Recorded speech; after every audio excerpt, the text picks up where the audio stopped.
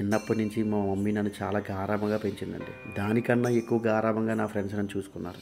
వాళ్ళిద్దరి ప్రేమ నన్ను ఎంత పిరికివాణ్ణి చేసిందంటే, నేను ఇప్పటి వరకు ఒక్కసారి కూడా నాకు నేనుగా ఒక సినిమాకి వెళ్ళలేదు, షాపింగ్కి వెళ్ళలేదు, అట్లీస్ట్ తినడానికి రెస్టారెంట్కి కూడా వెళ్ళలేదు. రోజులు గడిచాయి, సిచ్యువేషన్స్ మారాయి. నా అనుకున్న వాళ్ళందరూ నాకు దూరం అయ్యారు. అప్పుడే నేను గట్టిగా ఫిక్స్ అయ్యాను. 1, సోలో ట్రిప్ వేయాలని. 2, నా పుట్టినరోజు నాకు నేనే చేసుకోవాలని. నేనంటే ఏంటో నాకు తెలియాలని. నేను ఎక్కడికి వెళ్తున్నానో తెలుసా? కాశీ. కాశీ వెళ్ళడానికి రీజన్ ఏంటంటే, నా అనుకున్న వాళ్ళు నాకు దూరం అయ్యాక ఆ శివయ్య నాకు చాలా దగ్గర అయ్యాడు.